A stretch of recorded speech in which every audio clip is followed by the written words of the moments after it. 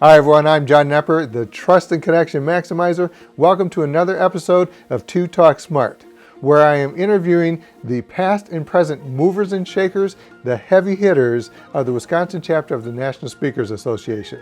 My guests will share their ideas and strategies about growing a successful speaking business and having some fun doing it. Topics will fit into the National Speakers Association 4 E's of the speaking business, including enterprise, expertise, eloquence, and ethics. My guest on this episode of Two Talk Smart is Lisa Hain. Lisa served as the president of the Wisconsin chapter of the National Speakers Association from 2017 to 2019. She helps organizational leaders and their teams identify organizational gaps that are costing them money. Lisa designed the Culture Agility Model, proven to help leaders systematically drive behavioral change, support workplace compliance, and guide leaders to positively transform workplace culture. Her extensive experience implementing programs based on inside-out behavioral science inspired her to create the consultancy Culture Inside Out, otherwise known as CIO. Today, she and her CIO team of consultants provide smart business strategies to create safe and healthy work environments. Leaders who have implemented Lisa's CIO programs have enjoyed improved productivity, positive leadership impact, and increased profitability. Good morning, Lisa. Good morning, John. How are you today? I'm doing fabulous. How about you? I'm doing great too. It's the day after Valentine's, and it's time to jump in and hear some of the things you have to say about the speaking world and things that you can tell our people in Academy, people in National Speakers Association, in our Wisconsin chapter, and hopefully some point maybe the national chapter. What's the story, Lisa? What's gotten you into speaking first, and then perhaps what got you to do it as a business? Well, for me, I started speaking as part of my professional career. I started early on in the performance world, and I found an old picture from when I was 8 years old doing a park type of a talent show. So I was kind of born to be a speaker, and I have always felt very comfortable in front of the crowd. So as part of my career, I was responsible to do a certain number of speaking engagements, and when folks would ask me to share things, I would volunteer my time and just kind of got good at it in terms of being in front of people and putting the framework together of the message and making sure that folks, got from it what they needed. And then around 2009, 2010, I started my business in 2010, so it must have been around 2009. I reached out as part of my career. I had a job of hiring speakers to do a conference that I was responsible to coordinate.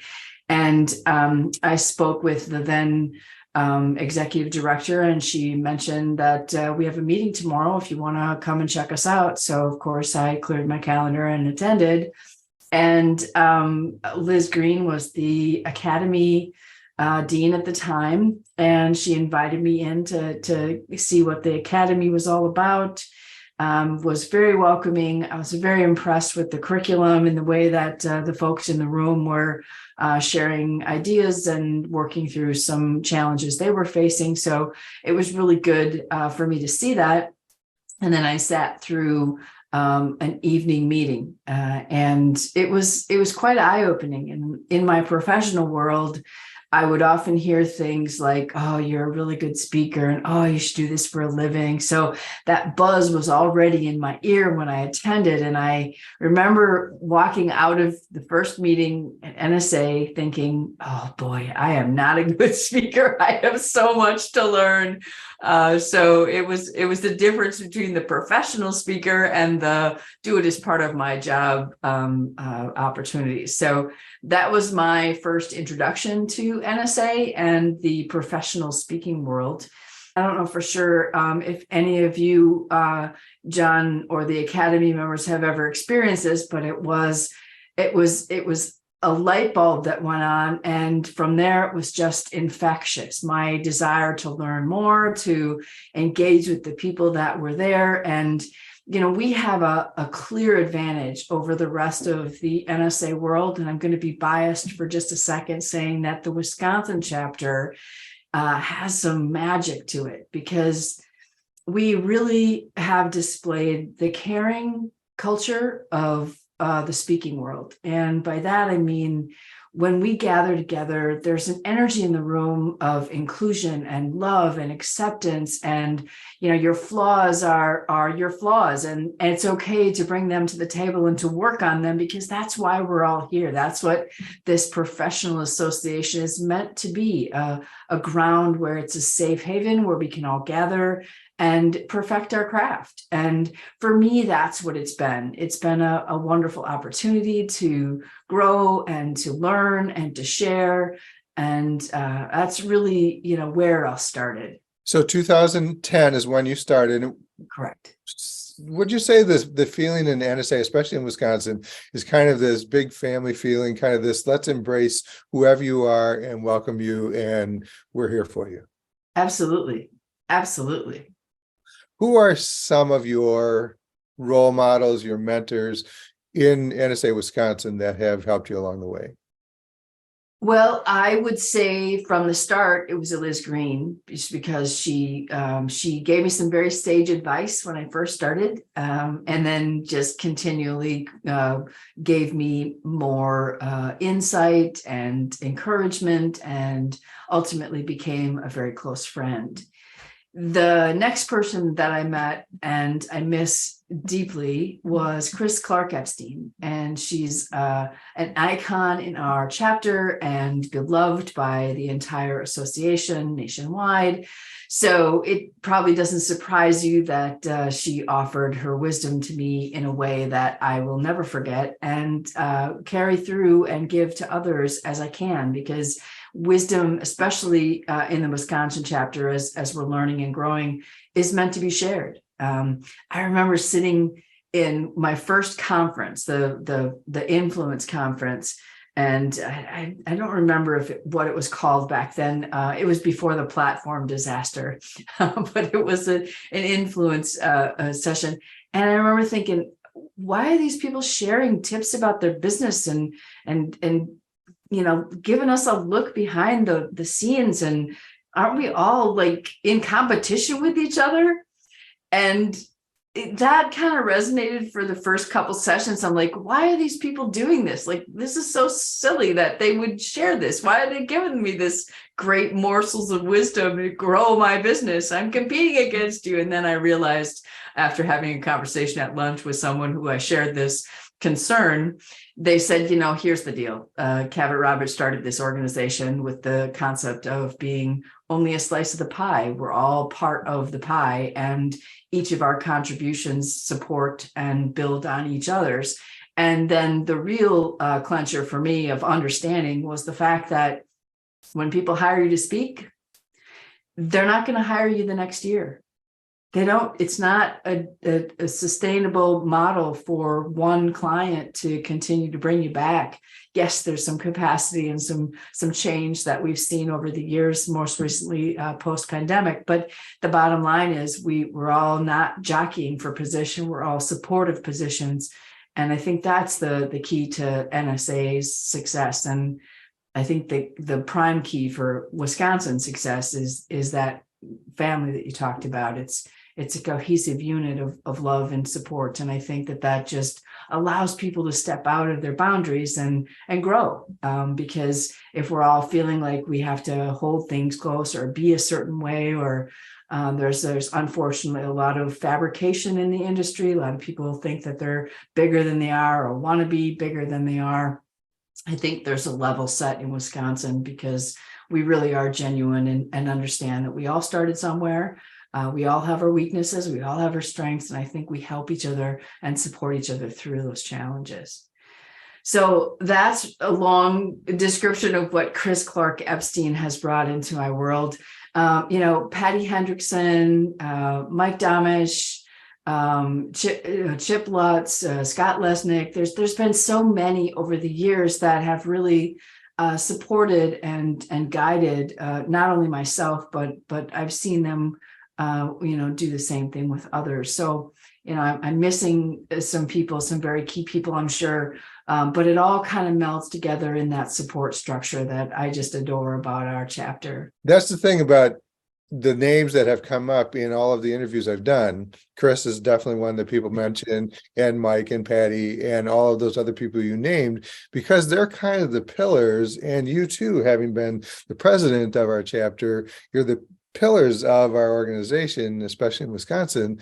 And we've all had some help in one way or another from all the people that you mentioned. So did you join Academy then? No, I actually was working full time when I joined NSA, and I started my business in 2010 with the intention of retiring in 2020 for my corporate America life, and then working the business full time after that. 2020 came around, and I started a little earlier with the full time speaking engagement. But my goal was to launch the business to gain that momentum before I actually got out into the world. One of the things that I do regret about it is not starting sooner, being full time. I think I lost a lot, and Academy is one of them. I was a peripheral watcher of the Academy, and knowing Liz the way I did, she helped support me in the ways that I needed to at the time, and met me at a place where I was, which was working full time. So I wasn't able to attend the Academy or invest in the Academy like I could have or should have, but yeah, I've been on the periphery of the Academy and watched it grow and supported it in ways that I'm pretty happy about. So even though I wasn't a member, I was still part of the family. Sure. One of the questions that comes up often in Academy and with people who are new speakers, how do I find places to speak? How do I find companies, organizations, groups that will hire me to come and speak to their group? What do you recommend?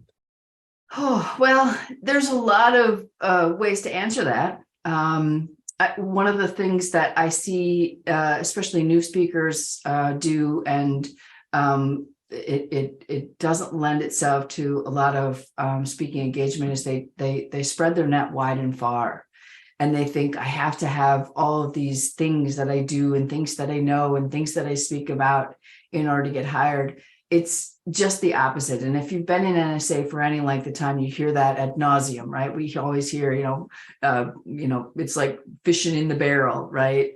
But the bottom line is, when you hone your craft and you understand exactly the contribution you make in the world, your path becomes clearer in terms of where your people are. So some of the tips and tricks that I use is, where are my people hanging out?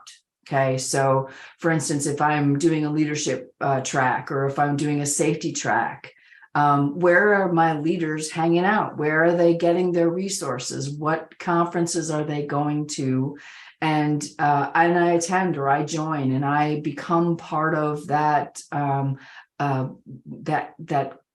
don't know if it's a family, but it's that inclusivity that allows us to actually understand where we fit into the solution, that we can speak to those things on the stage, and then build curriculum to support in other ways. So I guess my tip there is to just find out where your people are, and then hang out in those circles and network with those people. And that really will produce a lot of word of mouth, especially early on.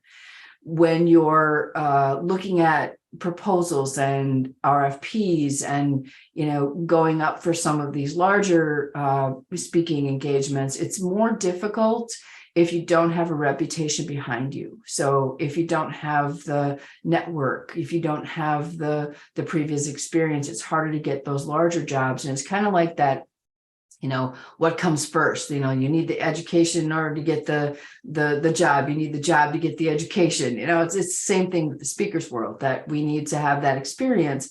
And, an aside, I love our speakers lab for that reason, because it gives us that ability to, in a safe space, practice our craft, practice our message, go through things to make sure that they make sense, so that when we do get into the world, we build that reputation that gets us more gigs. And I say that word, gig, I don't like that word gig. It comes out of my mouth because I've been saying it for years. So if it's the one thing that I'm going to teach you guys today is don't say gig. So for Anyway, me as a musician, that's what I I look for know is a gig. So exactly. I have to make that shift too. It's like look for an event or look for a program or Right, whatever. programmed. Yes. Yeah, yeah. When you are looking for your people and you find a conference, say that's happening 2 months from now, you said you attend. You attend as just a participant? Well, I used to. I don't as much anymore, but I used to absolutely, because what it tells you is, number one, you're connected to the people, right? And there's a huge difference between being a speaker on stage or a breakout speaker or presenter and being in the audience. Because when you are first starting out, it being in the audience gives you a feel for the other people in the audience. What are they there for? What do they, what do they care about? What are their challenges? Where are their roadblocks? And then it also gives you that perspective from the stage. I'm a big believer in full rounded education and making sure that we are, looking at it from all perspectives. And that allowed me to do that. I don't do it as much anymore. I belong to, the big players like SHRM and, NSA and, those types of associations that, you get intel from, you become, part of the mix. And again, that allowed me to really get an insight on who I served and really what it was that I brought to the table. And then my uniqueness, because I'm a firm believer that we want to be unique in this industry, because there's too many speakers that, especially after the pandemic, everybody decided, oh, I'm going to be a speaker. Well, when you saturate the market, you really have to work hard at standing out. And that's a helpful hint of how we can, set ourselves up to align with that standing out principle. What are some things that you do or you would recommend somebody does? And this is another theme that has come through these interviews. Be yourself, be authentic, be in your own person. What are some things you recommend for that person who is drifting off the line, trying to be something different? What can they do to be themselves? Yeah, sorry. I think, and I knew I was going to forget people. Kim and Jason Kotecki said it best in, I think, 2 influences ago, where they said, "Oh, must be nice." I think that's a big watch out for us as speakers. We got this. Some of us have shiny ball syndrome anyway, right? And then others look at other people on the stage and they compare, right? It's human nature. It's just part of the DNA of who we are as speakers. We want to be better. We want to be like that person, or we're in awe of so and so. It's really, it can damage our growth track. Because when we look at, Jason and Kim Kotecki, for example, they've been in the business for a long time. Their authenticity shows because of who they are. And I think sometimes when speakers get caught up in who they want to be, they lose sight of their authenticity and who they are. I forget who it was, but early on in this speaking business of mine, I would often say, oh, I wish I was like this, or I want to be like that. I aspire to be like this, because, let's face it, role models are good navigational beacons, so to speak, in your own discovery and your own development. But they can also be a hindrance when you try to be that person or try to model that person, because the bottom line is that person is already taken. You need to be you in this world. And so that's the big message is, that authenticity is really about who you are and finding comfort in who you are, because, the world needs all of our gifts. And if we try to take someone else's gift and make it our own, we fail miserably. We can do it maybe for a little while, but if you're not, true to who you are, it's not sustainable. I love that. That person's already taken. Right. Yeah. I can't claim that. Someone else told me that, but that was a great frame, right? Like, no, you can't be so-and-so, they're already taken. Or you can't be that person right now because they've been in the business for 20 years. You can't come into the business and be like that because they've had to, come up through the ranks. And I think that's that's a big watch out for all of us, because we all see these brilliant speakers and we think, oh, this is, and it's good to have that, that inspiration, but don't make it a crippling block. Someone said, in fact, it was Mike Domitrz who said, don't go and watch or don't try to emulate like what did he say? The standouts, the person who's so totally different from everybody else, because they're a standout for a reason. He said, and I agree with this, you need to find the one that you're more closely related to, but not try to emulate and try to be the same as. But those people that are such standouts, like you just said, they've been in the business for 20 years, or they have this following of thousands and thousands of people, whereas those of us who don't have that can't be that yet because we haven't walked in their shoes yet. Yeah, and I agree with Mike. What that really does for me personally is it clouds my vision, and I get in my head, right? And the motivation to move forward when you're feeling stuck is, it cripples you. So having that, in the back of your mind that you're not going to be, as brilliant or as polished as someone that you see right now doesn't mean that you don't aspire to be that. But, trying to, like you say, emulate or become that is a big crippler. You mentioned something. I just want to say it before I forget. When you think about the craft, right? So Mike said, don't watch someone that's on the big screen and try to emulate that. That's true. But I do watch a variety of performers. And I think that well-rounded philosophy that I believe in, when you watch other performers, so magicians, comedians, movie stars, when I look at those types of performances, I take away what I need. And what I mean by that is there's a structure to story, right? I mean, Kelly Swanson is a great influencer in my career, and she's a storyteller, right? She's a brilliant storyteller. And what happens then is you learn to take those little morsels and those pieces and make them your own. So taking the knowledge, taking what you need from it, from those performances, rather than saying, I want to be like that person. I think that would lend itself best to the development and the growth that you're looking for. Mm-hmm. I attended a Disney University day, and it was a spectacular day. One of the things they said was, you can adapt what we do, you just can't adopt what we do. So from their point is, from a legal standpoint, like, you can't take our stuff and make it your own, but you adapt it to fit what you do and what fits your personality. So I like that too. It's like, I can adapt what you do to something, like I can take those pieces and adapt them to how I might present it too. Right. That's a great way to look at it. Yeah. I like playing words, so I'm geek that way. And just another thing about being yourself, for years I was trying as a teacher to be my junior high school teacher. He was this big guy, he was dynamic, his music groups were extraordinary, and I finally realized I wasn't him. Right. When I realized that, my teaching was so much better. It was so much easier. I was so much more authentic. I was real with the kids, and I wasn't trying to be this guy. He was awesome, but I wasn't him. He was already taken. And, so again, the realization that, I need to be who I am, especially for speakers. Be who you are. Yeah.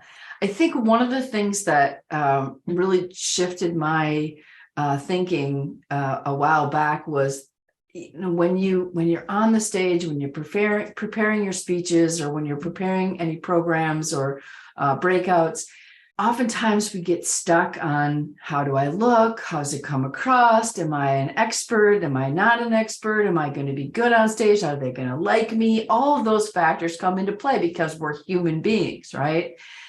But when you shift that perspective to the audience and you make it about them, that trying to emulate other people, that trying to, be somebody you're not, and that integrity, challenge completely goes away, because it's no longer about you and how you come across and how you look. It becomes about them. Now, that aside, it's important how we look, it's important how we come across, and the things we say and the things we do. But if that's the main focus, you're going to miss a lot, because it's not about us. It's not about us at all. It's about our channeling our gift to benefit the audience. And that's really all we are. I mean, we have people who said it, that people would rather die than public speak. That has never been my problem, ever. Oh. So I can't relate to it. I mean, I've always been comfortable in front of people, whether it's, 2 people or 2,000 people. It just never was an issue for me. But that public speaking piece of it, we have a gift because we're speakers, because we have that gift to bring to the world. It's important for us to use our gifts to channel that information, because that's really all we are. We're a conduit to the information.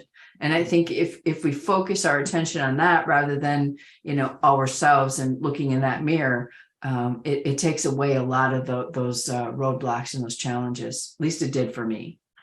I think so. I agree with you. It really has to be about our audience and what we want them to get. And it takes a lot of pressure off, I think. Yes. Like, I don't have to be the sage on stage. I want this to be about you. Yeah. There's more play on words. I love it. The sage on stage. The sage on stage or the guide on the side is the way someone put it. Yeah. Awesome. Lisa, do you have a memory or an event that you did that was like your standout that was really awesome? And then do you have one of those stories like, I wish you could do it over again? Well, no, I don't know. I guess for me, when I think about the standout, it was early on in my professional career. Again, remember, I came to the table thinking I'm a good speaker. Everybody tells me I'm a good speaker. I had so much to learn. And I worked at it. I worked at it really hard, and I practiced and I practiced, and I fell down on my face and I got back up and I practiced some more. And we all have to go through that, I think, to appreciate the success in this business. But the one event that really stands out to me is I was speaking to a room of HR professionals. Now, I come from the HR world, HR and safety. And so I was pretty comfortable with these people, but I had to take a step back and look at it from a different perspective, because I was always the one in the audience, right? I was always the one in that industry. So I had to take a step back, and I worked really hard at crafting this keynote. And it was, I don't know, probably my 60th keynote or so. And I did a lot of small venues at that point, but it was not, my first couple, but it wasn't, where I'm at today. And so I practiced and learned, and I got on stage, and everything that I learned, I would practice and start over and practice and start over, that whole stop and start, because I didn't like it or it didn't sound right.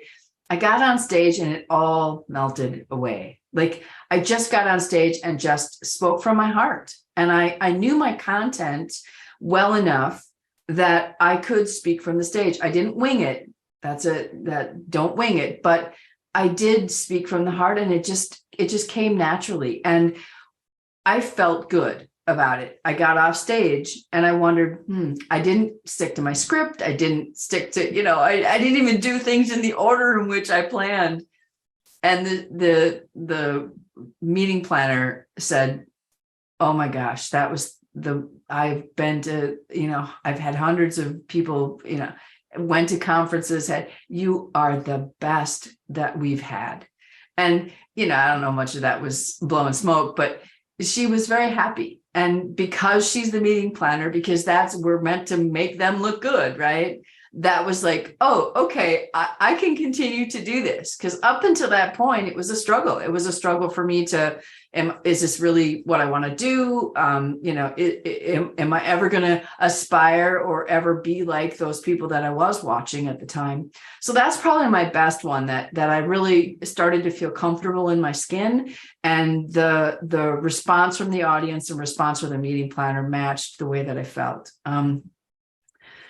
So flip side, and just an FYI for all of you listening, there will be many flip sides. Don't let that deter you. It's just one, move on. We've all been there. So I was speaking in an engagement, and it was less than ideal situation in terms of the room. And we did a sound check the night before. Everything was fine. I did all those things that everybody told me I was supposed to do because it was a bigger event that I was used to doing. And I did my keynote and I bombed. And so here's how I bombed. First of all, it wasn't a keynote, it was a training. Okay, like what? Because that's where the content that I delivered, that's how I usually delivered in a training format. I actually had that one videotaped. I hired a videographer, wasted a lot of money because after I watched it, I'm like, I can't use any of this. I was a trainer and I was on the keynote. And one of the things I remember is the meeting planner said, Lisa, because I did know enough to ask a question about, what is it what's the end result? What do you want? And what do you want from this presentation? He said, I was the opening keynote, which was another disaster. Like, oh my gosh. And then the other thing is I was supposed to energize and motivate everybody. If you watch on the video, I came out like gangbusters. Hey, this and that. And then I went into training mode and everybody's like, oh, you could just see it from the audience. So everybody's like, oh, and then enter the insult. The people in the back of the room, I learned afterwards, couldn't hear me. Something was wrong with the sound check and they couldn't hear me. So not only was I training and preaching and teaching, like, oh, so yeah. So I learned a lot of valuable lessons from that. Which, that's why you go through those experiences. But yeah, I think that's the yin and the yang of my highlight reel. Right. Yeah. And you're right. We are going to have those moments or those experiences that are we're going to bomb, we're going to fail, we're going to wish we go in a hole and hide but eventually we have to come out and try again. Right. Yeah. And you'll all experience it more than once, I have to say. And it's okay. It's how we learn. It's how we grow.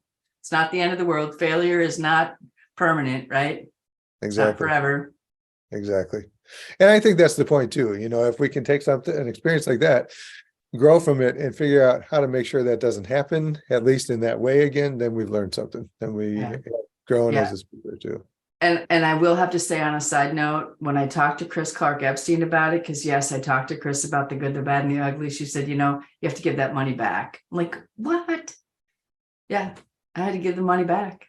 I actually didn't give it back. I just did another engagement later on when I really understood what a keynote was for free. I mean, not for free. I gave it to them as I'm sorry, here's your new and improved model. Right. So, but yeah, Chris always said, if you're going to suck on stage, you got to give the money back. I'll never forget that. So I try not to suck on stage. Exactly. Yeah. Well, and I think that builds credibility to you too. Like, listen, that was not a good one. Let me do it again. Or here's your money back. And if you want to give me another shot, I'd love it. But I think that builds your integrity, it builds your authenticity. And I think it makes you human, and people like that.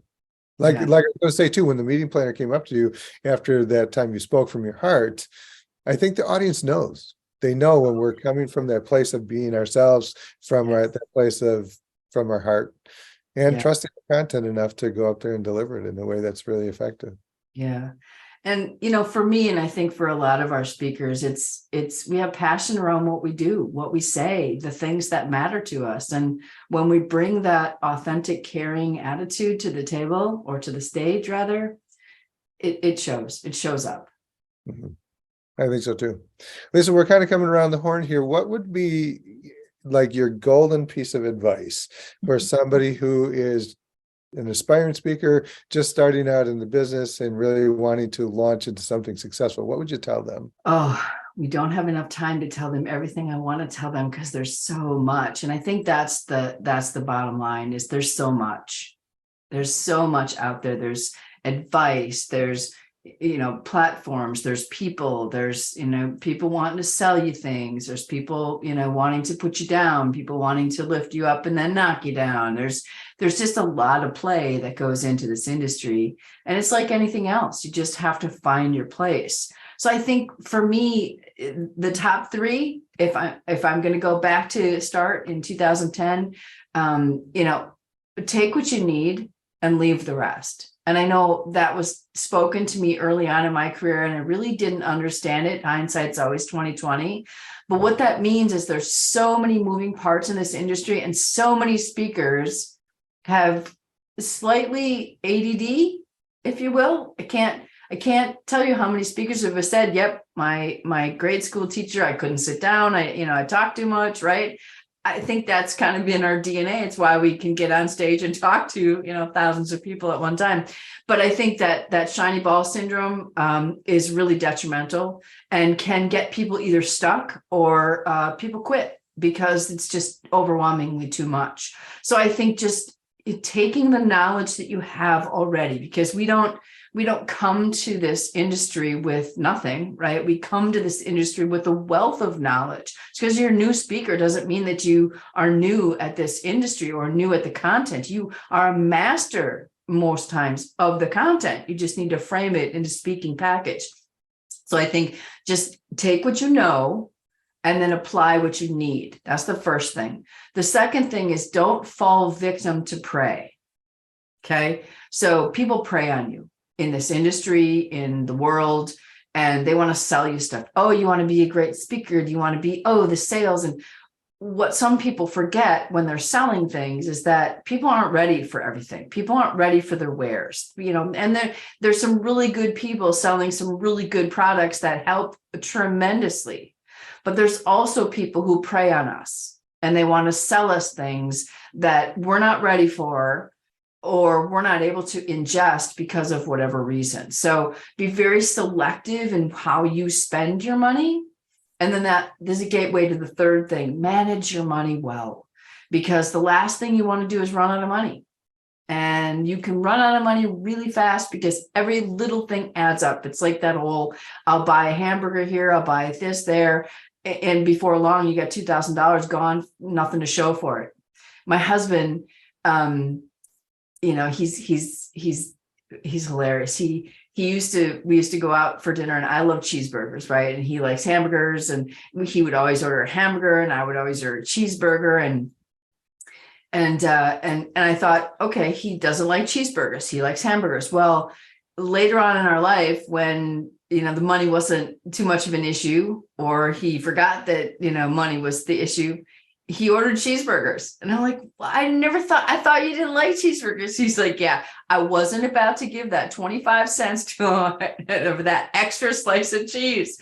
So I think sometimes we have to be really good stewards of our own budgets. And a lot of times, many of us come to the table and we've either managed budgets for our, employers, or, had, budgetary, responsibilities.